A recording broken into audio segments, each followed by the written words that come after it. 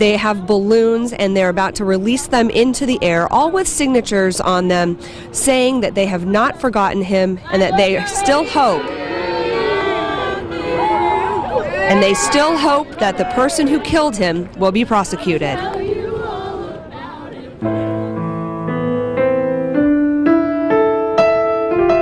In Stacey Davis's living room, brothers and best friends are over on kind of on this side, is Cody's corner. Love you, miss you. A board full of pictures and messages. He was loved by a lot of people. Codi McCann was 22. He was 6'5" and he could just envelop me with his arms. He was amazing. He just started a new job at UPS. He made friends easily and would give the shirt off of his back to anyone who needed it. And he loved his rescue dog, Rocco. Had so many amazing things in store for his future, but that was taken away with one senseless act of violence. December 6, 2016, Codi became Allen County's 47th homicide victim of the year. I still have nightmares about that to this day. Codi was in a parking lot behind East State Bar and Grill. It was an attempted armed robbery. Codi was in a car, the car window was shot out. Codi died at the scene. Now a year later, no one's been arrested, but police aren't giving up. The detectives in this case continue to work on this case, doing everything possible to bring this case to conclusion.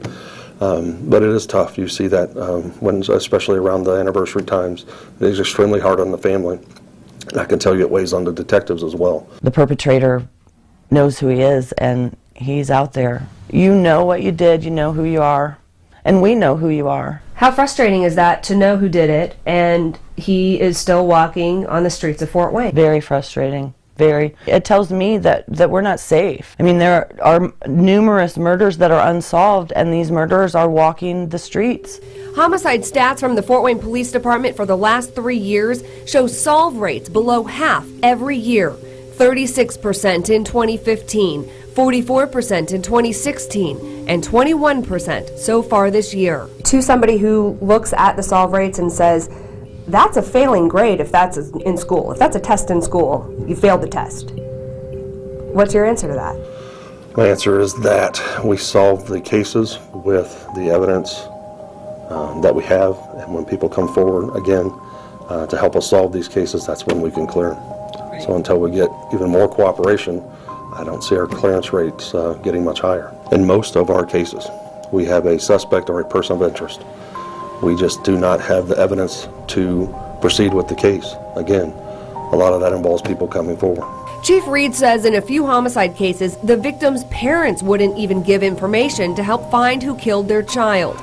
But he says the Thanksgiving Day robbery homicide case shows what can happen when the community comes forward. The level of cooperation, the level of tips that poured in allowed us to make an apprehension in less than 24 hours. But that's not every homicide case. I have seen over the past year the wheels of justice turn so slowly. And quite frankly, justice that's not swift is no deterrent. Shortly after Codi died, Davis finished a master's degree in public affairs. Through her grief, she says now she sees ways police and prosecutors could close more cases. But the lack of process is due to a lack of manpower, and it appears that the lack of manpower is because budgetary constraints have the police department handcuffed. Do you have a good budget? Do you need more money? We have a good budget. And like I said, the mayor and the council have been great about keeping us up to full staffing. If you ask any chief across the country, they're going to tell you they'd love to have more people. So I'm not going to say I wouldn't. But right now, we want to get to and maintain full staffing and see what we can do from that point on. So you don't feel like you are handcuffed because of manpower and budgetary constraints? No, ma'am. Davis says she was told the department didn't have the budget to do surveillance to serve an outstanding warrant on the man she thinks killed Codi, and argues more people might come forward with information in other cases if they were offered protection. There's no money in the budget to compel the witnesses to risk their potential safety to provide the police with these details. If they had the opportunity or the budget to protect some of these witnesses, I think that they would find that many more people would come forward. We can put measures in place to ensure that someone's safe if that scenario arises.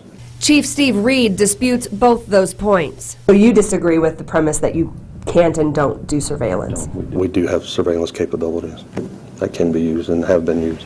I don't believe the process is broken, and our community overall is a safe community. I've given up hope and then gotten new hope and given up hope and gotten new hope over the whole course of this whole year. I expect to go through that process several more times before we get to the end of this. Until that day, Davis will send messages to her son. I love you and I miss you. And try to keep holding onto hope. We're not giving up. We will get justice for Codi.